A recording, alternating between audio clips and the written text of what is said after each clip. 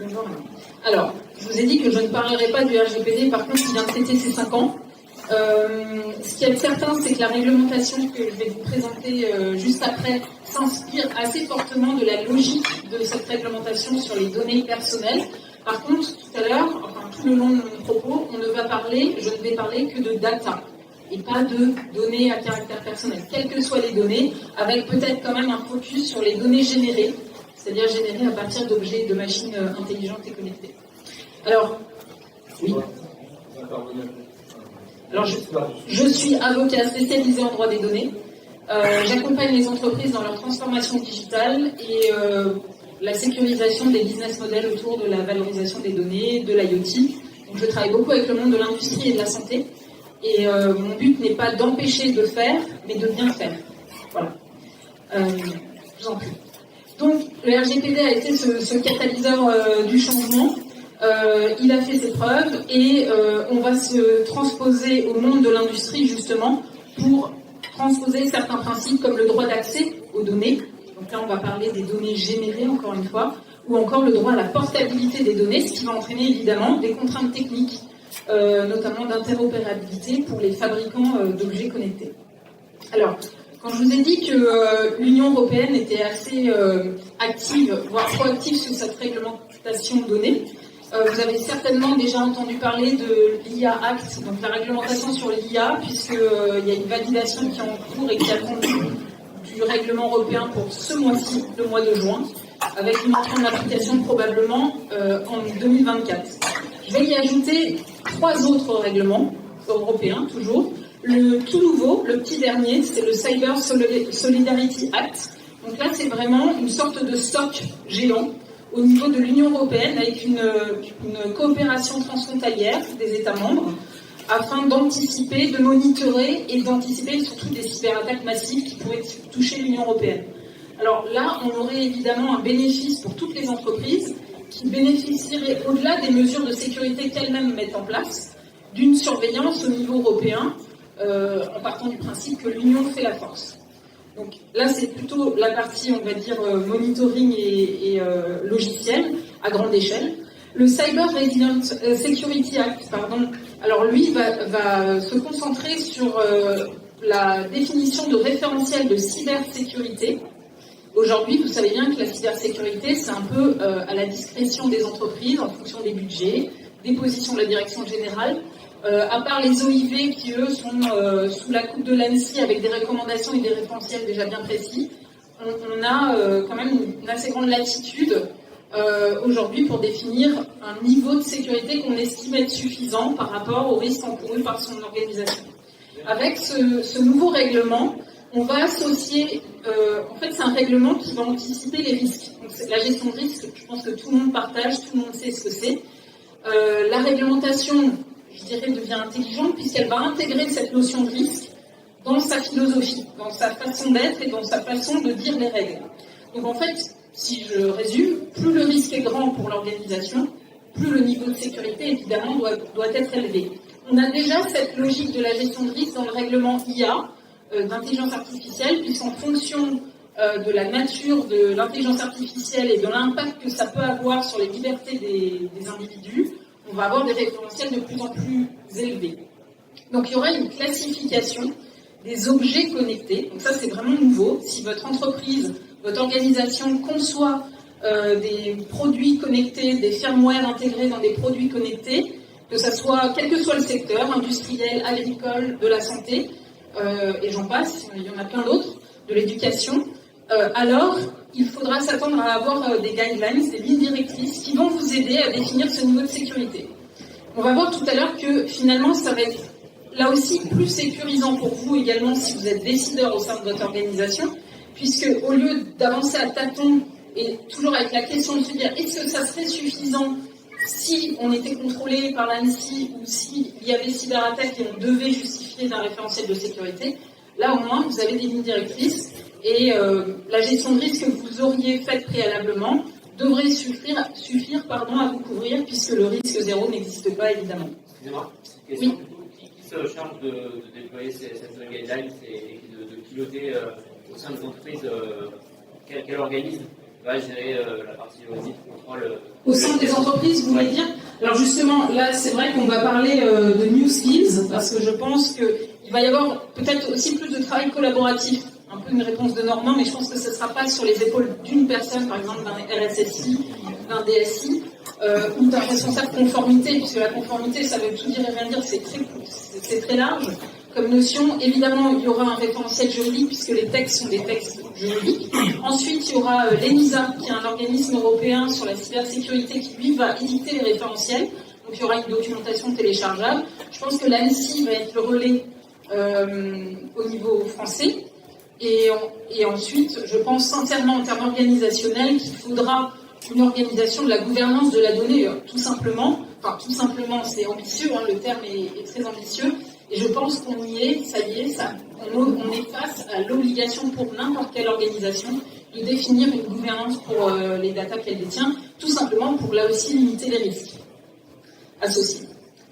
Donc, si je devais synthétiser la réglementation cyberdata qui est en devenir, en tout cas qui va bientôt être applicable, donc on a le RGPD, je passe rapidement, le Data Act, dont je n'ai pas encore parlé. Alors le Data Act encadre très simplement les données générées et l'utilisation de ces données par les machines et les produits connectés.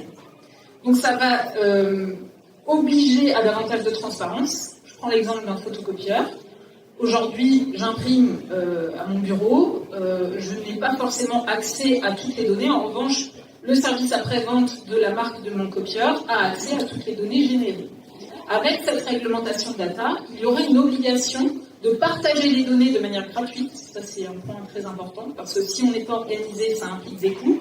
Via une plateforme, une application mobile, quel que soit le support, plutôt digital évidemment. On aura l'obligation de partager les données, je précise brutes, en tout cas les données natives, pas si elles ont été interprétées ou enrichies. Là, il y aura bien évidemment la propriété intellectuelle, par exemple, qui va pouvoir protéger ces données enrichies. Et évidemment, ça va ouvrir l'accès à ces données à des tiers. Donc le Data Act va permettre la portabilité des données, par exemple, envers une société qui pourrait réaliser le service après-vente de la même manière que le fabricant de la machine qui aujourd'hui se réserve ce marché du service après-vente parce qu'il est le seul à date à avoir accès à ces données générées. Donc là, c'est pour moi beaucoup plus révolutionnaire en tant que conseil et avocat. Dans l'élaboration des business models à venir des organisations, c'est beaucoup plus révolutionnaire que le RGPD. Puisque la valorisation de la donnée, et j'assume complètement le mot, c'est-à-dire valorisation dans le sens tirer une valeur de la donnée à différentes étapes de la vie de cette donnée, c'est-à-dire au moment où elle est produite, mais aussi au moment où elle est interprétée, où elle fait l'objet d'un service associé, va pouvoir être partagée avec non seulement le fabricant, mais aussi, par exemple, des tiers qui pourraient avoir accès librement à cette donnée via l'utilisateur de la machine. Le Cyber Resilience Act, dont j'ai parlé tout à l'heure, juste pour complément que vous compreniez la logique, est associé au Data Act et en fonction, comme je disais tout à l'heure, de la connectivité, on va dire ça comme ça, de la machine, on va y associer un niveau de cybersécurité, un référentiel de cybersécurité idoine, ou en tout cas qui est mesuré et qui est à la hauteur des risques encourus. Petite précision, j'y reviendrai tout à l'heure certainement, avec le Cyber Resilience Act, on exclut de fait la tendance très forte qu'on a dans l'Union européenne à avoir une politique de sécurité des systèmes d'information qui soit définie au niveau du groupe, de la tête du groupe d'entreprise. Souvent, quand je pose la question à une filiale, est-ce que vous avez une PSSI, une politique de cybersécurité, on me répond oui, mais elle est au niveau du groupe. Je dis mais alors, si demain vous avez une cyberattaque, vous savez quoi faire, vous avez un plan de remédiation, vous avez une gestion de risque, une politique de gestion de risque et de gestion de crise? Ah ben non, c'est le groupe qui gère. Alors, d'expérience, parce que j'accompagne des entreprises qui vivent des cyberattaques, d'expérience, le groupe est assez retranché sur lui-même. Le jour de l'attaque, son objectif, c'est pas d'aider les filiales. Le téléphone est souvent indisponible, parce que sur IP. Le but, c'est d'identifier la source pour essayer de cautériser l'appelé et de procéder le plus rapidement possible à la remédiation. C'est pas d'aller supporter les filiales dans leur obligation de notification à la CNIL ou à l'ANSSI ou que sais-je. Donc avec le Cyber Resilience Act, étant donné que le référentiel de sécurité va être fonction du lien entre l'entreprise et la donnée générée, le produit par exemple, connecté, c'est-à-dire est-ce qu'il est fabricant, est-ce qu'il est importateur, est-ce qu'il est revendeur, est-ce qu'il est utilisateur, et à chaque statut va s'appliquer un référentiel de sécurité. On ne pourra plus définir globalement une politique de sécurité, mais il faudra l'adapter en fonction du rôle joué par chaque entité du groupe d'entreprise. Et ça, pour moi, c'est assez révolutionnaire. Je pense que c'est un mal pour un bien, parce qu'aujourd'hui, il y a une certaine étanchéité entre la tête de groupe et les filiales sur la partie cyber, et ça nous crée beaucoup de problèmes au niveau de la filiale. Je suis localisée dans le Grand Est, à Strasbourg, donc une zone transfrontalière avec beaucoup de PSSI situés en Allemagne ou en Autriche. Et quand il y a des cyberattaques, on a 3 semaines, parfois 1 mois, jusqu'à ce que l'information redescende enfin et l'aide arrive. Donc c'est trop long, très long, avec beaucoup de frustration et de perte de chiffre d'affaires puisque le business est souvent impacté, bloqué. Enfin, dans cet inventaire à prévert de la nouvelle réglementation européenne, vous voyez qu'elle est très dense, on a aussi la directive NIS 2, vous connaissez la NIS 1. Alors là aussi, elle a été suivie de succès, c'est pour ça qu'on a une NIS 2 qui a pour objectif principal d'étendre sa surface à d'autres secteurs, donc que je vous montrerai juste après. Alors, les principaux changements de la NIS 2, pour passer rapidement, c'est une réglementation là aussi qui encadre la cybersécurité et la gouvernance de la cybersécurité au sein des entreprises, avec un ciblage sur certains secteurs d'activité qu'on va estimer comme étant critiques pour la France, ou l'Europe, en tout cas dans les pays européens. Donc les principaux changements, c'est le changement de périmètre, avec beaucoup plus d'entreprises impactées. Les nouvelles entités concernées là aussi, on a une gestion de risque qui est intégrée dans la réglementation. Donc toutes les entreprises ne sont pas soumises aux mêmes règles, mais là aussi, ça va être au regard du secteur concerné et du risque encouru. Et enfin, le régime des sanctions, ça c'est une grande nouveauté, va être associé au référentiel du RGPD, à savoir un pourcentage du chiffre d'affaires mondial groupe ou un plafond à hauteur de 20 millions d'euros. Donc avant, sur NIS 2, on était sur des petites sanctions, je dirais même peu de sanctions, NIS 1, pardon.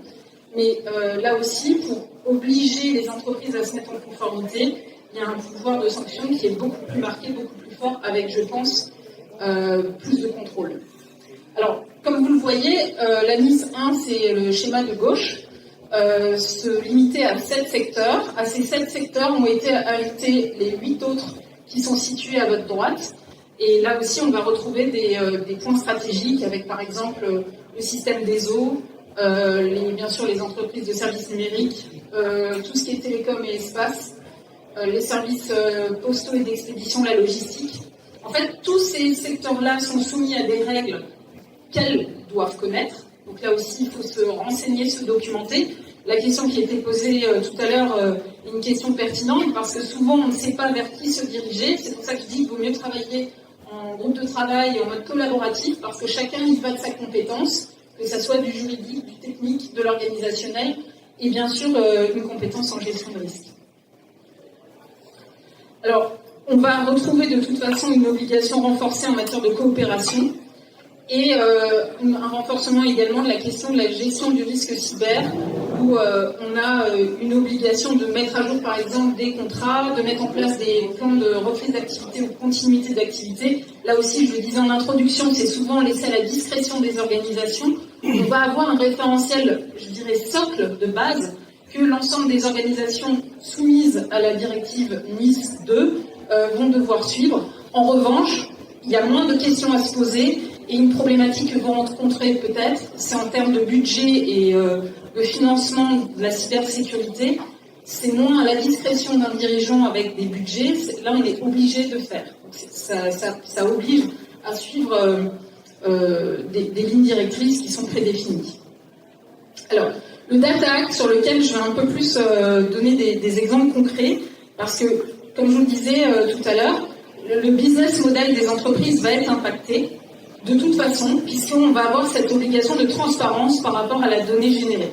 Donc tout ce qui est maintenance récurrente d'une machine, qui aujourd'hui est vendue sous la forme d'un abonnement, d'un service, peut être remise en question par l'utilisateur, puisqu'on peut observer au regard des données générées peut-être la non-nécessité de procéder à la maintenance, ou au contraire le fait de devoir la faire au plus tôt. Donc on va pouvoir observer le comportement de la machine, là encore avec les données qui sont strictement générées et pas interprétées, et ensuite on va pouvoir porter ces données vers des tiers du choix de l'utilisateur de la machine connectée. Alors l'objectif, je ne sais pas si parmi vous il y en a du monde du médical et de la santé, oui quand même un peu. Donc effectivement c'est l'exemple type privilégié par la Commission européenne et le Parlement pour montrer à quel point, le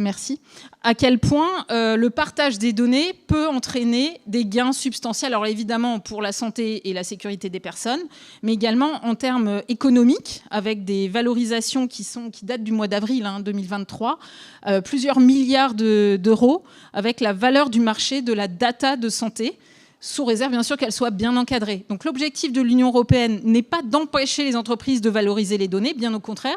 C'est souvent ce que certains de mes collègues, confrères peu experts sur le sujet, ont tendance à préconiser aux entreprises. Non, il ne faut surtout pas exploiter les données. Moi, je ne suis pas de cet avis. Je pense qu'il faut bien connaître ces données, le cadre juridique applicable, pour ensuite dérouler cette valorisation et cette digitalisation des entreprises, des organisations. Donc on a des gains potentiels, on a aussi des économies potentielles, puisque si la donnée existe et qu'elle peut être valorisée, croisée avec d'autres informations, on peut gagner en temps, on peut gagner en efficacité et bien sûr en richesse du résultat qu'on va obtenir. Donc évidemment, là je vous soumets l'exemple de la recherche médicale. Vous imaginez très bien, si on ouvre les frontières de nos données de santé, sous réserve qu'elles soient anonymisées, sécurisées, etc., avec l'information préalable des patients. Il y a tout un check à faire d'un point de vue juridique. Mais ensuite, effectivement, on peut avoir un gain de temps inestimable par rapport à l'accès à des résultats vraiment probants grâce à cette valorisation mutualisée des données. Alors, l'objectif, justement, enfin, le triple objectif du Data Act, c'est déjà de replacer l'utilisateur au centre de ces données. À l'instar du RGPD qui était de replacer la personne physique au centre de ces données, le consommateur souvent, et bien là, on va se focaliser sur l'utilisateur et non pas le fabricant de la machine. C'est ça qui est intéressant, parce qu'aujourd'hui, tout tourne autour du fabricant qui se garde le seul accès, je dirais, à ces données. Lorsque accès il peut y avoir, souvent il est monétisé ou conditionné et surtout filtré. Donc là, on va replacer l'utilisateur au centre de ces données. Ça va lui donner des droits, si vous voulez. Le premier droit, c'est ce fameux droit d'accès. Il peut accéder aux données que lui-même produit. Il peut en faire ce qu'il veut, sous réserve, bien sûr, de ne pas porter atteinte aux droits du fabricant de la machine connectée. Donc tout ce qui est rétro-engineering et concurrence déloyale, évidemment, seront des limites, bien entendu. Mais il va pouvoir accéder à ces données de manière facile et dans certaines conditions gratuites. Et lorsqu'il doit y avoir paiement, c'est uniquement un juste prix. Donc on ne peut pas créer un business autour de l'accès à la donnée. C'est un droit. Donc le droit est censé être gratuit, en tout cas avec juste un coût d'accès. On va également pouvoir porter ces données. Donc comme je vous le disais, l'utilisateur est libre d'aller voir ailleurs. Donc là, on le rencontre souvent en matière, on va dire un peu plus dans la vie personnelle, la vie privée. Vous avez remarqué que dans le domaine des assurances, dans le domaine des banques, on a déjà une facilitation pour changer de prestataire et de banque ou d'assurance. Et bien là, c'est un peu la même chose dans le secteur industriel. L'objectif, c'est de ne pas être dépendant du fabricant de l'objet connecté que l'on détient pour y associer des services. On peut bien évidemment toujours profiter des services fournis, mais on pourrait éventuellement aller voir ailleurs, sous réserve, encore une fois, de respecter les droits de ce fabricant, pour disposer de services complémentaires, en tout cas connexes à la machine et à l'objet connecté. Il y a évidemment des objectifs d'interopérabilité. Je pense que dans le domaine de l'IoT, des objets connectés, c'est très important, parce que l'intérêt de l'IoT, c'est que les machines parlent entre elles, et pas systématiquement par un vecteur humain ou une analyse de la donnée. Donc l'interopérabilité est une condition sine qua non pour pouvoir réutiliser la donnée. Et je dirais que dans le Data Act, il y a vraiment cette volonté d'utilisation multiple de la donnée dans différentes sphères, à différents moments, de la faire vivre et pas de la laisser se tarir dans une organisation, sous réserve, bien évidemment, de respecter certaines règles. Alors, comme je vous le disais tout à l'heure, il y a une qualification d'acteur. Ce n'est pas une création de ma part, c'est vraiment le règlement qui est assez précis sur la définition des rôles. C'est comme un jeu de rôle. Chaque rôle va être... on va lui attribuer des droits et des obligations. Donc, le premier rôle joué est celui par les fabricants des objets connectés et des machines connectées. Ensuite, on a les utilisateurs. Enfin, on a aussi les détenteurs de données qui peuvent être, je rappelle, aussi la même entité ou la même organisation que le fabricant, parce que le fabricant peut héberger via une solution SaaS ou PaaS les données qu'il va générer. Et on va avoir les destinataires tiers des données. Donc là, c'est des entités, des organisations, des personnes physiques ou morales qui ne sont ni fabricants, ni utilisateurs, ni à date détenteurs, mais qui peuvent être éligibles à se voir communiquer des données via, si vous voulez, l'utilisateur, le détenteur des données. C'est lui qui va faire le passe-plat, pour parler de manière un peu prosaïque. Alors, ces nouveaux statuts, ces acteurs vont se voir attribuer des nouvelles obligations. Alors le fabricant, l'obligation première, ça va être de pouvoir de permettre l'accès à ces données à ses utilisateurs. Donc ça peut être une vraie nouveauté. Par exemple, je vous donne un exemple concret. Je travaille pour le monde de l'automobile. Dans le monde de l'automobile, il y a effectivement déjà des règles d'accès aux données et au partage des données à des fins de maintenance et de services après-vente. Par contre, le secteur dans lequel je travaille est un secteur de niche qui n'est pas soumis à ce partage des données. Et c'est vrai que pour la conception de leur futur véhicule qui est en cours, cette future réglementation à venir, qui devrait être déployée l'année prochaine, je pense, leur pose question et ils seraient prêts à, je dirais, déconnecter en partie, donc à limiter les catégories de données générées pour ne pas avoir à les partager, que ce soit envers leurs utilisateurs, leurs clients, mais aussi envers des concurrents ou des services après-vente, des prestataires de services après-vente qui pourraient mettre en péril même la sécurité des véhicules en question. Donc c'est vraiment une problématique qu'il faut avoir à l'esprit, qui n'existait pas jusqu'à présent, parce que je pense qu'on partage cette impression où tout est connecté. On a l'impression que tout est connecté, on ne sait pas pourquoi parfois, mais on connecte. Moi, très souvent, quand je travaille en mode projet avec des clients, je leur dis, mais ta plateforme, elle va servir à quoi ? Pour l'instant, on a mis des capteurs et on verra bien ce qui se passe. En fait, cette logique-là est très dangereuse parce que peut-être qu'on va générer de l'or noir, c'est-à-dire de la donnée très intéressante, qu'en interne, on n'aura pas les compétences pour l'exploiter et la valoriser. En revanche, on va donner une ligne d'avance à des prestataires de services qui, eux, auront la compétence pour l'interpréter facilement et qui vont prendre le relais dans la relation client avec le client originel, à savoir le propriétaire de l'objet connecté. Donc, l'idée, c'est plutôt de partir par rapport à des objectifs, d'axer les développements sur ce qu'on maîtrise ou on est susceptible de maîtriser. Et quand on découvre une nouvelle catégorie d'informations, on se pose la question, est-ce qu'on veut la générer, oui ou non, parce que les conséquences sont le partage, l'accès à la donnée, mais aussi la portabilité de cette donnée. Alors, petit schéma pour résumer ce que je viens de vous expliquer, mais effectivement, l'idée, ça sera de faire une analyse de risque, une cartographie des objets, si vous êtes dans des organisations qui sont dans cette situation. Ensuite, à partir de vos produits et services connectés, d'identifier les acteurs, de les classer par statut, comme on vient de le voir, il y a 4 statuts, et puis d'en tirer les conséquences en termes d'accès, de portabilité ou de partage des données. Alors, je passe rapidement. Je vous avais préparé quelques petits exemples pour être en complément du véhicule connecté. On peut aussi avoir la machine à café qui est donnée comme exemple dans le règlement européen, en tout cas une machine qui tombe en panne. Avant, qu'est-ce qu'on fait ? On va retourner le produit au fabricant de la machine.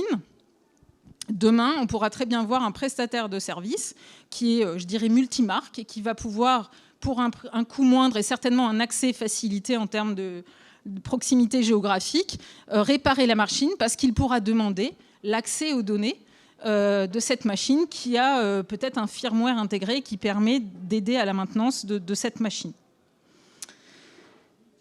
Donc ça, c'était pour le Data Act. Le Cyber Resilient Act, donc c'est son cousin, un règlement cousin, qui va lui définir, on a parlé des conditions d'utilisation de la donnée et de réutilisation de la donnée, et là, ce règlement européen a pour objet la cybersécurité et le référentiel de sécurité qui va s'appliquer aux objets connectés. Donc, comme je vous disais, ils doivent être intégrés de manière parallèle. C'est ce qui rend le travail délicat, effectivement. Et encore une fois, mieux vaut être plusieurs pour essayer de détricoter tout ça qu'une seule et même personne. Parce que le travail, je ne vais pas le minimiser, il va être important au départ pour essayer de voir dans quelle catégorie on se situe, la qualification, comme on dit d'un point de vue juridique, pour ensuite en tirer le régime juridique applicable. Alors, la logique de ce Cyber Resilience Act, c'est là aussi que l'union fait la force. L'idée, c'est d'obliger les entreprises à avoir un référentiel plus important, a fortiori celles qui ouvrent les canaux en matière d'accès aux risques, puisqu'elles sont exposées à la connectivité, ou en tout cas, elles exposent leurs utilisateurs à la connectivité, et éviter là, pour le coup, de dépenser trop d'argent du fait de cyberattaques qui coûtent de plus en plus cher. Je ne vais pas avoir la provocation de vous poser la question quelle organisation ici représentée a déjà fait l'objet d'une cyberattaque récemment, mais je pense qu'il y aurait beaucoup de mains levées, en tout cas de tentatives de cyberattaque, et le coût effectivement de la remédiation et de la mise en place de mesures de sécurité a posteriori est évalué par un cabinet tel qu'Accenture à peu près 10 fois le montant du coût de la cybersécurité avant cyberattaque. Évidemment, vous agissez dans l'urgence, vous n'êtes pas en mesure de négocier les prix. Et généralement, maintenant, les assurances, le comité de direction, etc., vont exiger des règles encore plus élevées après la cyberattaque, la survenue de la cyberattaque, plutôt qu'en mode préventif. Donc cette logique est imparable. On sait qu'il y en a de plus en plus et qu'elles font de plus en plus mal. Donc l'objectif là est de responsabiliser la chaîne de valeur des objets connectés. Donc on a vu des statuts juste avant avec le Data Act. Là on a d'autres statuts un peu plus simples d'un point de vue en tout cas logistique. On va avoir le fabricant, l'importateur et le distributeur. Et l'utilisateur bien sûr.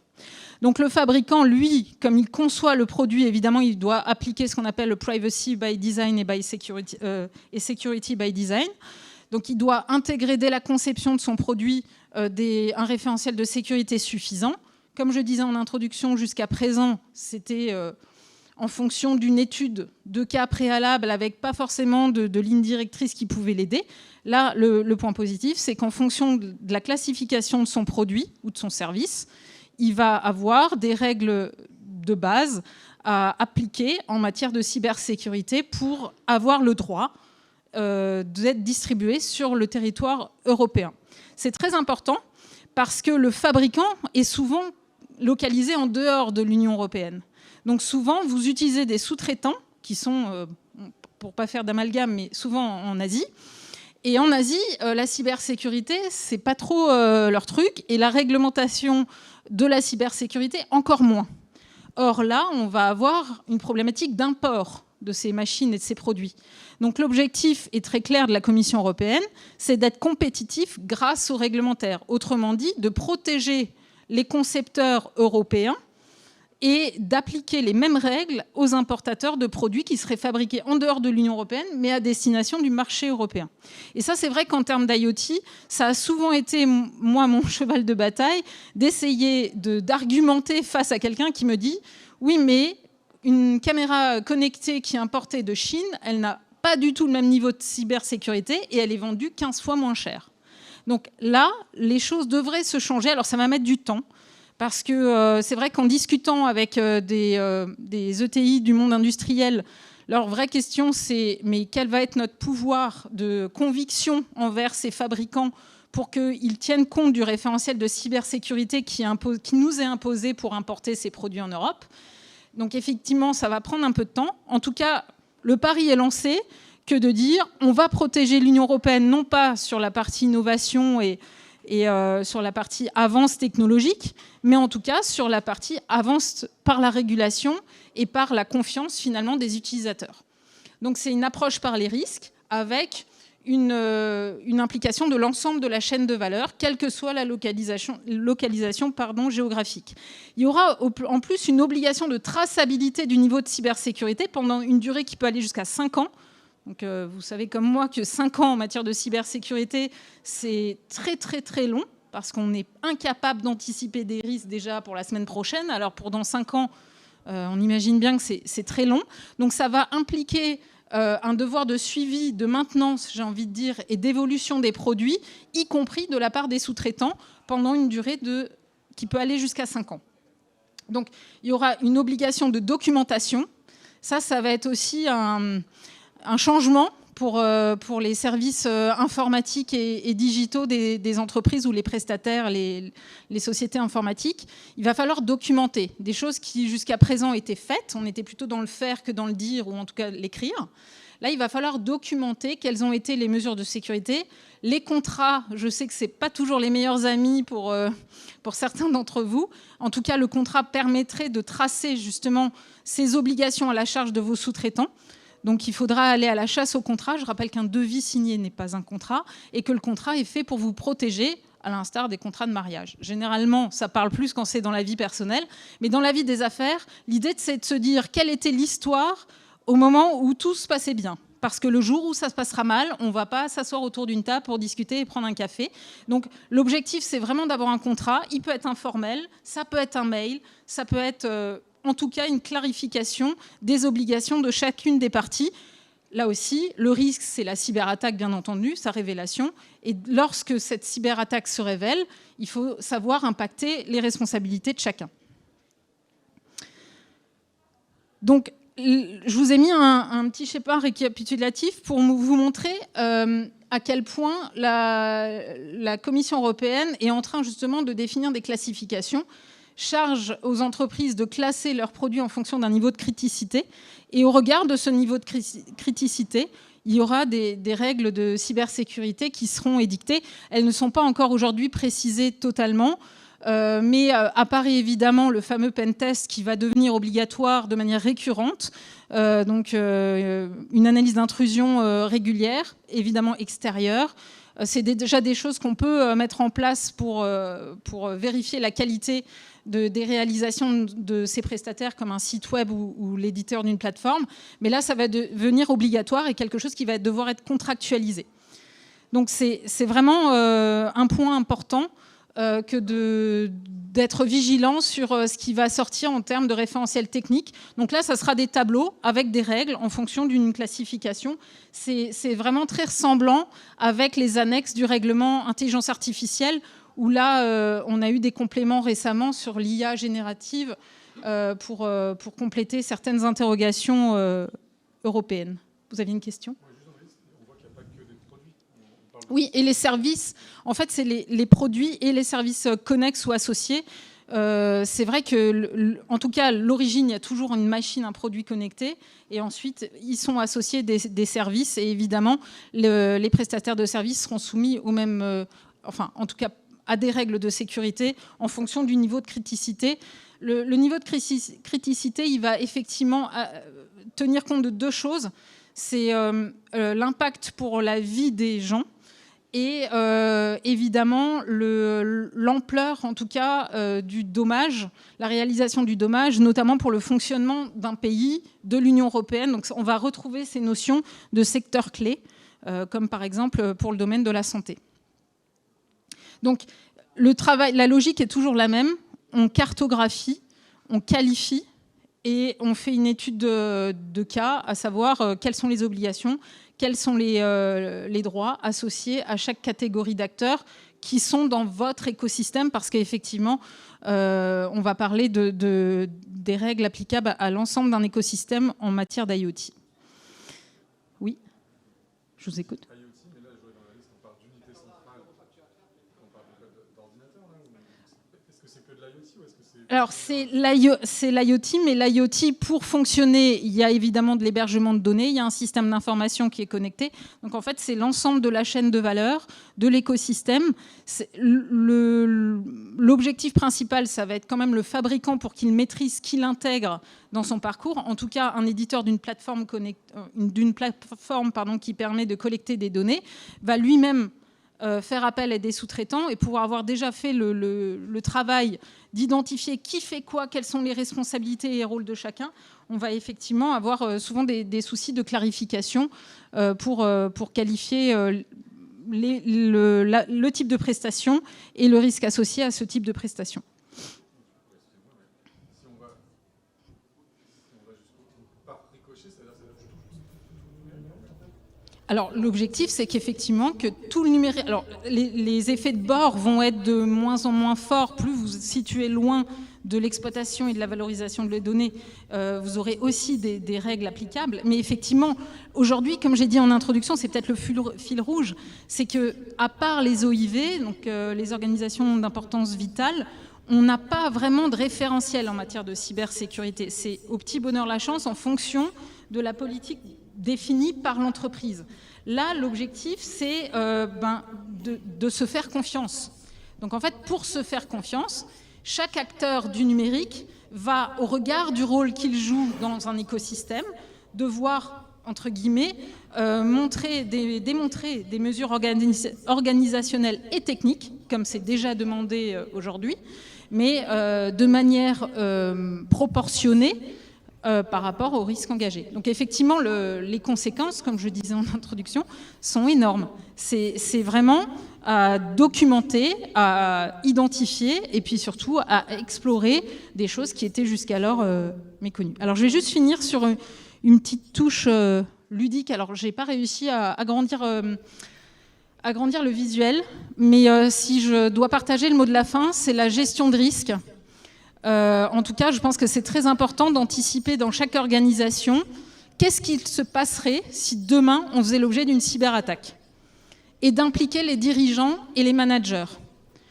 Donc, l'objectif, c'est vraiment de sensibiliser, d'avoir un code de conduite, une checklist, parce que le jour J, il y a un tel stress généré par la cyberattaque qu'on ne raisonne pas de manière naturelle.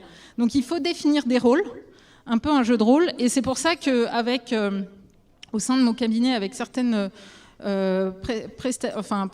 prestataires externes en VR, en réalité virtuelle, on avait l'idée qu'on a réalisée de faire une formation immersive en matière de gestion de risque cyber.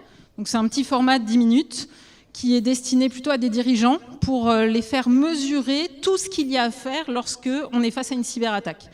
Donc l'idée, c'est de... Là, j'ai pas les casques suffisants pour vous le montrer, mais on a des casques et des manettes. Et l'objectif...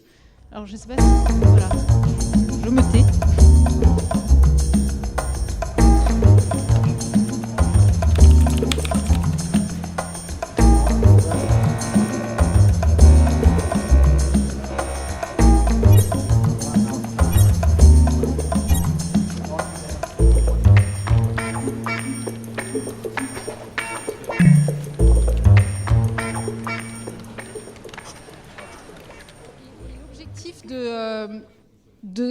L'objectif de cette sensibilisation, ça, on l'a testé à de nombreuses reprises déjà, ça plaît beaucoup parce qu'effectivement il y a un côté ludique et en même temps on se dit waouh, tout ce qu'il y a à faire c'est incroyable parce qu'il y a des obligations réglementaires, de déclaration, évidemment de gestion de l'humain, gestion du risque, remédiation, gestion des prestataires, gestion de la production s'il y en a. Donc ça c'est vraiment quelque chose que je vous invite à évoquer au sein de vos organisations si ce n'est pas déjà en place. Pour mettre en place une checklist. Et enfin, comment se préparer avec tout ce que je viens de vous partager, la cartographie, former, sensibiliser, même si c'est par le jeu. En tout cas, moi, j'y crois beaucoup. Les grands textes et les grandes littératures, c'est pas ce qui convainc le plus. Documenter la conformité. J'ai parlé beaucoup de checklist, mais parce que c'est ma façon de gérer cette réglementation. Il y a tellement de choses à faire. Je pense que des schémas et des checklists, là aussi, ça vaut tous les textes du monde. Et enfin, de définir des procédures internes et externes. Voilà. Donc, si vous avez des questions, je peux y répondre. Et sinon, on se retrouvera, je serai toute la journée dehors et je vous remercie d'être venus ce matin.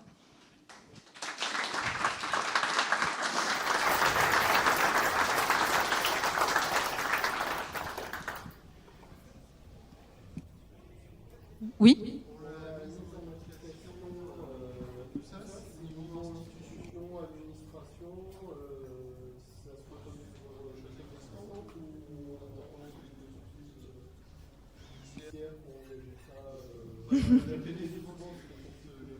Alors, plus vraiment le RGPD. Là, moi, je pensais en être débarrassé un peu, mais là, j'ai un regain de RGPD parce que maintenant, c'est les partenaires entre eux qui se challengent sur la conformité au RGPD. Mais pour revenir à la question de la cybersécurité et du Data Act, là, ça va être obligatoire. On l'a vu pour même l'importation de produits connectés. De toute façon, il va y avoir certainement une assistance des douanes. Hein. Donc, ça va être des choses qui vont être vérifiables en douane. Donc là, on a vraiment un contrôle qui va se faire in situ. Pour juste le timing, il va être assez court parce que j'aurais dû commencer par là, mais vous n'êtes pas sans savoir qu'il y a des risques géopolitiques très forts, que l'Union européenne mise beaucoup sur l'addition des niveaux de gestion de risque qui doit évoluer au niveau de l'Union européenne. Donc plus on va définir de règles, plus les organisations vont être obligées de faire des efforts, plus on devrait être protégé avec ce fameux bouclier de cybersécurité qui va être l'addition des bonnes pratiques. Donc le timing, c'est pour moi l'année prochaine. L'IA Act, c'est cette année, et les 3 autres règlements qui sont d'entrée en application immédiate. Il n'y a pas de transposition en droit français obligatoire, donc ça va être très rapide parce qu'il y a urgence à minimiser les risques cyber du fait des contextes géopolitiques. Il y en a plusieurs. Hein. Voilà. Oui. Cette présentation elle sera disponible ou pas ? Je pense. En tout cas, je pourrais la mettre à disposition sans souci.